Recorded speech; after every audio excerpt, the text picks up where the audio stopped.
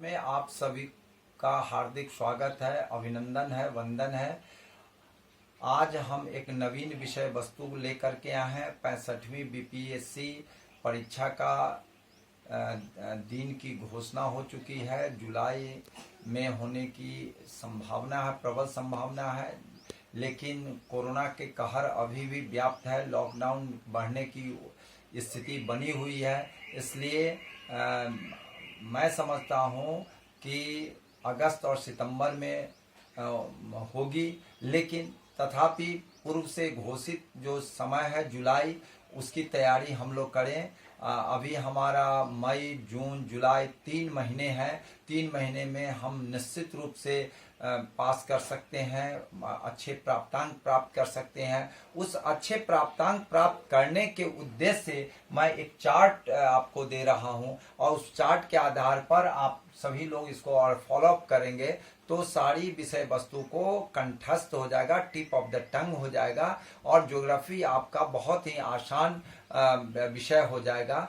Geography विषय की मुख्य परीक्षा की तैयारी हम कैसे करेंगे और उसके जो उपाय है, अंक अधिकतम अंक प्राप्त करें, इसके लिए मैं ये सारा चार्ट आपको शार्ट करके आपको बताना चाह रहा हूं कि कैसे आप अच्छे अंक प्राप्त कर सकते हैं। मैं खुद ज्योग्राफी विषय से बीपीएससी दिया था। उस हमारे समय में 3 विषय होते थे। उस समय ज्योग्राफी, इतिहास और हिंदी मैंने रखा था। उसमें अच्छे प्राप्तांक, सबसे अधिक अंक 80% से ऊपर प्राप्तांक मैंने प्राप्त किया था ज्योग्राफी में। इसलिए मैं भूगोल विषय, ज्योग्राफी विषय पर कैसे अच्छा नंबर लाएंगे, उस पर हम सबसे पहला फोकस करेंगे।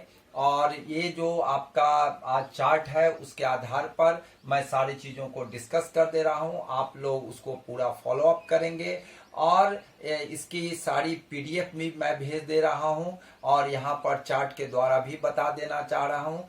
और सबसे बड़ी बात है कि मैं 65वीं परीक्षा में जो परीक्षार्थी भाग लेंगे, उनके लिए पूरी नोट्स की व्यवस्था मैं कर दे रहा हूं, जो डिस्क्रिप्शन बॉक्स में उपलब्ध हो जाएगा। इसके अलावे सारी सामग्री जो चीज़ है उसको हम समझाएंगे, एक एक विषय वस्तु को समझाएंगे।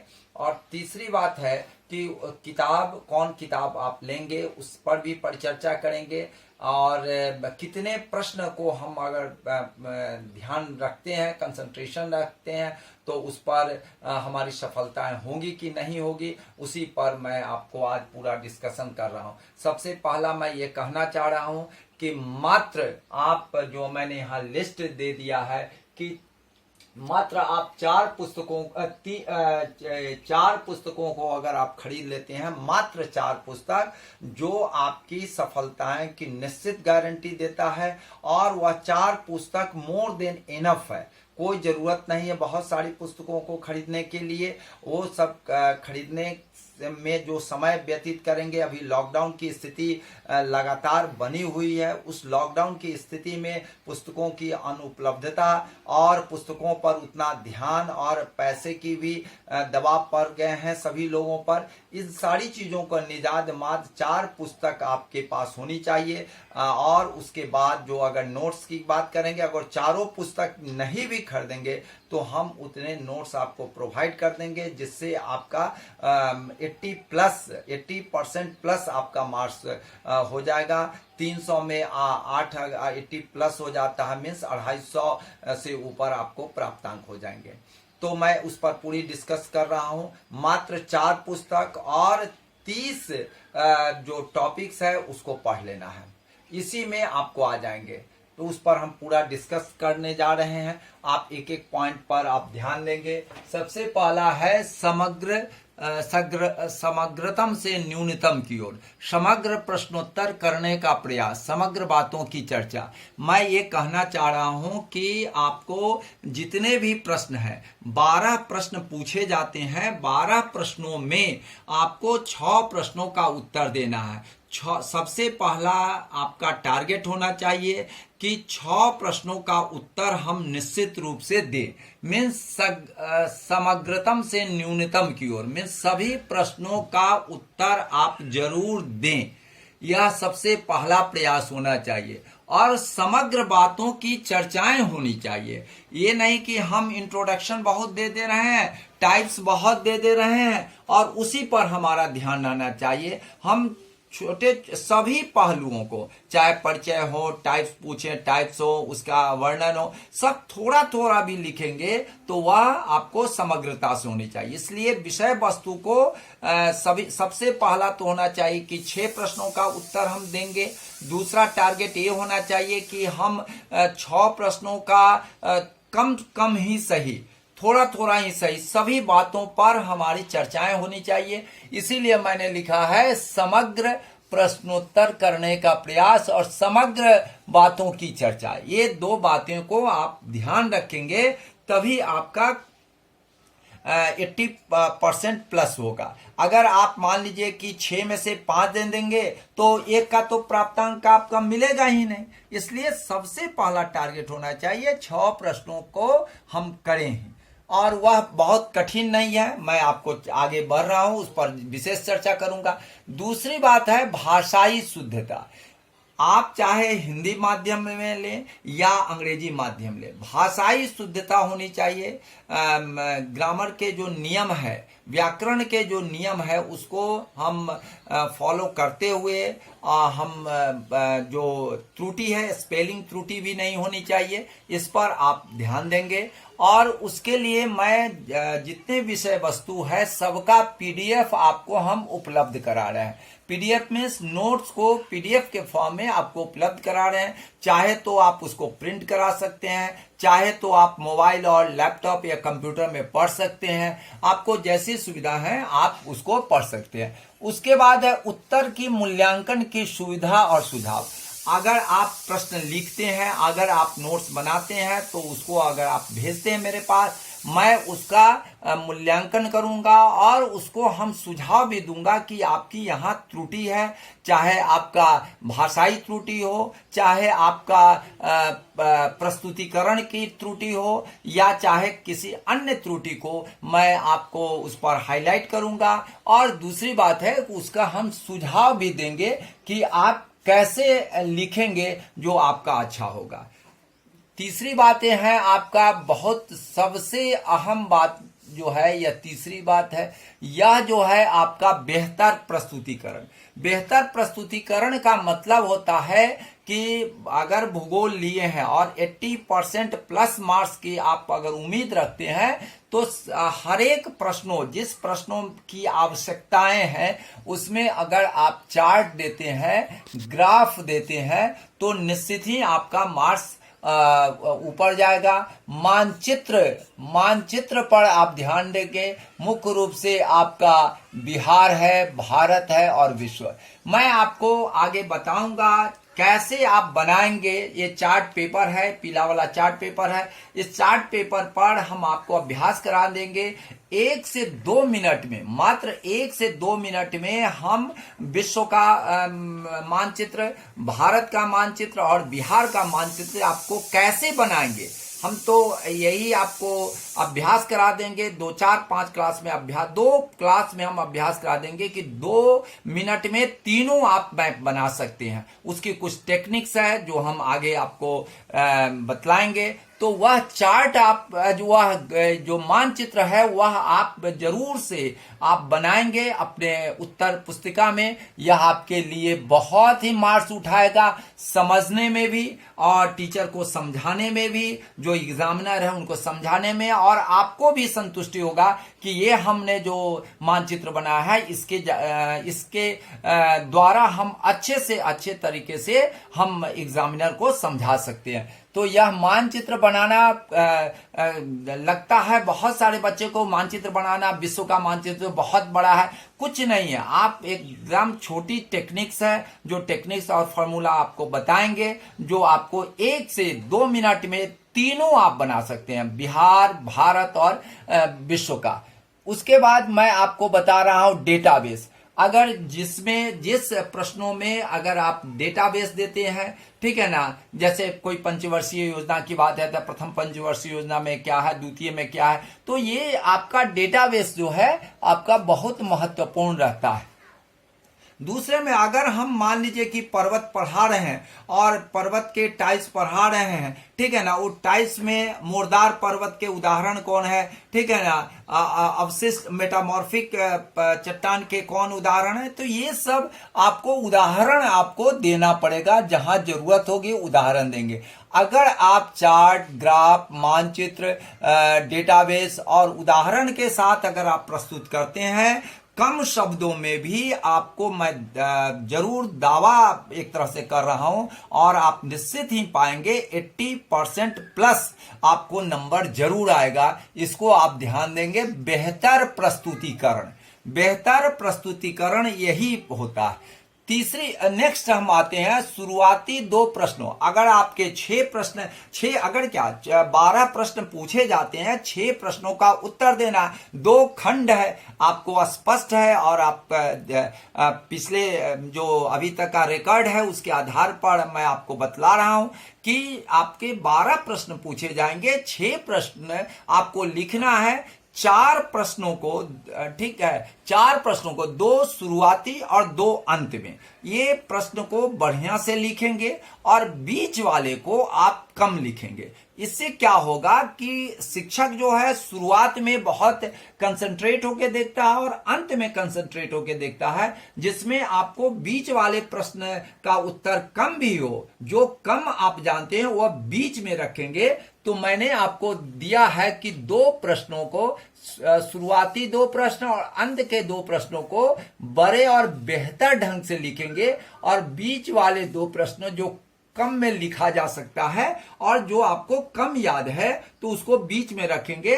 टीचर से जो एग्जामिनर है उससे आपको मार्क्स लेना है, वह लेने में चाहे आप जैसे भी हो आप ले सकते हैं, बशर्ते कि थोड़ी टेक्निक्स आपको अपनाना पड़ेगा। लिखता तो सब है लेकिन मार्क्स उठाना, ठीक है, कम जानकार बच्चे भी अच्छे मार्क्स ले आते हैं और आपके जो सहपाठी हैं देखते होंगे कम जानकार भी है, कम अध्ययन किए हुए हैं, कम याद किए हुए हैं और बेहतर आपसे नंबर लाता है और आपको लगता है कि नहीं वह कैसे ले आया है। यह विभिन्न तरह की आपकी गलत मानसिकताएं आपको प्रेरित करता है। तो इसको आप ध्यान रखेंगे कि 2 प्रश्नों को शुरू में अच्छा लिखेंगे, बेहतर प्रस्तुतिकरण, 2 अंत वाले को बेहतर प्रस्तुतिकरण, अच्छा मैटर लिखेंगे और बीच वाले जो कम याद है उसको 2 प्रश्नों को बीच में रखेंगे।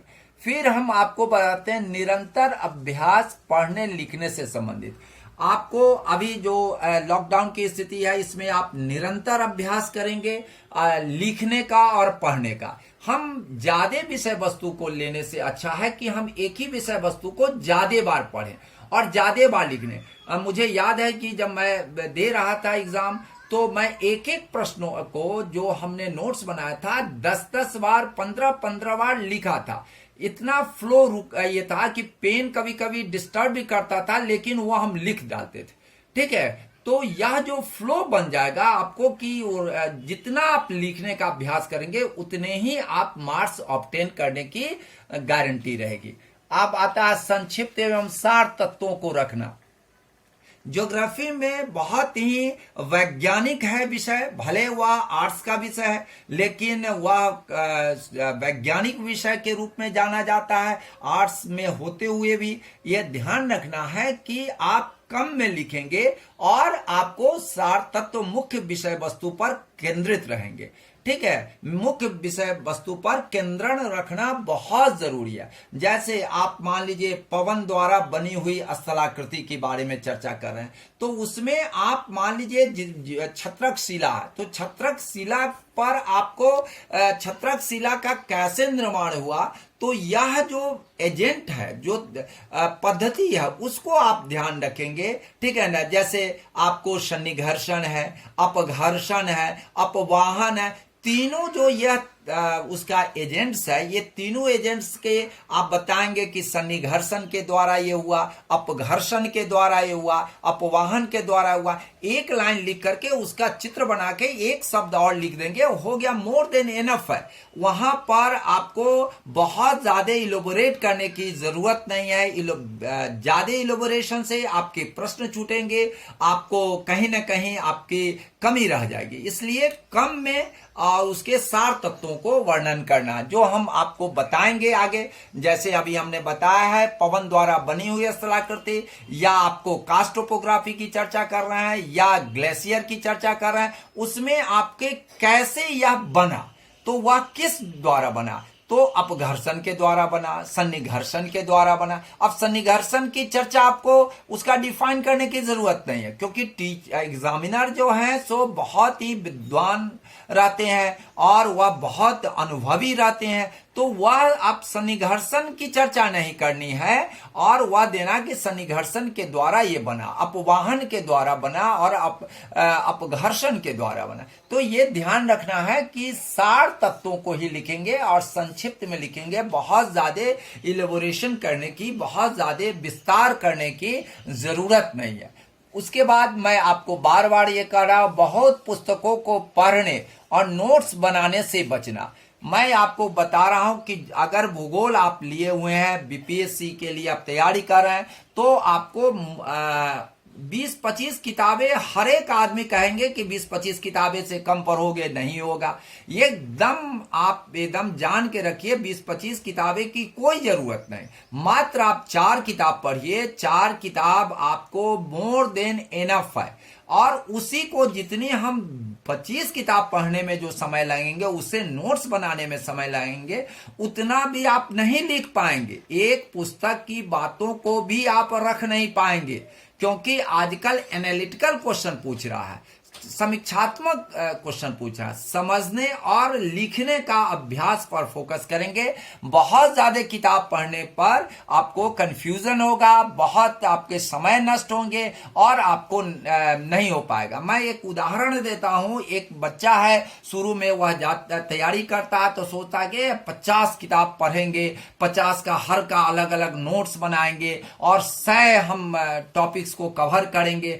होता क्या है कि एग्जामिनेशन का जो जो नजदीक आपका आएगा, आपको 10 क्वेश्चन भी आपको नहीं याद रह पाएगा, 10 नोट्स भी आप नहीं उस पर कंसंट्रेट हो पाएंगे। और यहां लिखने की बात है, लिखने में तो आपको जब तक याद नहीं होगा, बात बना नहीं सकते हैं। आप दे रहे हैं क्या, एक अच्छे कंपटीशन का दे रहे हैं, बीपीएससी दे रहे हैं। बीपीएससी देने का मतलब है कि उसके अच्छे टीचर देखते हैं और बड़े अनुभवी टीचर देखते हैं, तो इसलिए आप किसी टीचर को धोखा नहीं दे सकते हैं। तो ऐसे में क्या है कि हम एक ही पुस्तक पढ़ें, बार बार पढ़ें, उसको समझें और लिखने का अभ्यास करें, तो यह जो है आपका समय का बचाव होगा। तो मैं वही बता रहा था कि एक लड़का है, शुरू में जाता है तो सोचता है कि हम 50 बुक पढ़ेंगे और उसको 100 टॉपिक को कवर करेंगे। पूरे ये सिलेबस है, 1 2 3 4 पन्ना आपका ये सिलेबस का है ये। और इतने टॉपिक्स पर करने के लिए आपको पूरा कवर करने के लिए 50 किताब पढ़ने के लिए आपको कम से कम 2-3 साल लगेंगे। आपका संभव नहीं है, आपको 2-3 महीना में आपको निकालना है, कैसे करेंगे? इसलिए कभी भी कंफ्यूजन नहीं लीजिए कि हमको बहुत सारी किताबें को पढ़ना है और उससे हम नोट्स बनाएंगे तो हम एक बार टॉप कर जाएंगे। तो वही हम बता रहे हैं कि टॉप करने के लिए कभी नहीं सोचिए, सबसे पहला सोचिए पास करने के। अगर कोई लड़का है, अगर वह सोचता है कि भाई 12 क्वेश्चन आता है, मैं 15 क्वेश्चन पर कंसंट्रेट कर दूंगा, तो वह 15 क्वेश्चन में 6 क्वेश्चन आ जाएंगे, हमको क्या जरूरत है अन्य प्रश्नों को पढ़ने के लिए। आप देखेंगे कि 15 क्वेश्चन करने वाला लड़का, उसको अगर वह 2 महीना अभ्यास करता है तो 10-10 बार, 15-15 बार वह लिखने का अभ्यास कर लिया, वह कंठाग्र कर लिया उसको टिप ऑफ द टंग हो चुका है, वह क्यों, उसके बाद वह देखेगा अभी अभी तो मेरे पास अभी 2 महीना और समय है, वह क्यों नहीं वह 10 क्वेश्चन और बढ़ा देगा। तो आप 15, 10, 25 हो गया, तो 25 से 30 अगर कर ले तो आपको मोर देन इनफ है। कोई भी इसमें से ये चारों पन्ने का कैसा भी प्रश्न आएगा, आप ये 4 पन्ने हैं, चारों पन्ने का जो सिलेबस है बीपीएससी का, वो सभी प्रश्नों को 12 में से, जैसे डॉक्टर राजेंद्र प्रसाद क्या करते थे, उन लोगों के समय में आता था कि किन्हीं 5 प्रश्नों का उत्तर दें, ठीक है, तो वो लिखते थे कि किन्हीं 5 प्रश्नों का उत्तर देख लिया जाए। हाँ, मैं यही कहना चाह रहा हूं, एक ही पुस्तक को पढ़ें और उसको बहुत ज्यादा पुस्तक पढ़ने की जरूरत नहीं है। अगले वीडियो में मैं अन्य बहुत सारी बातों को मैं चर्चा करूंगा। धन्यवाद। जय हिंद। जय हिंद।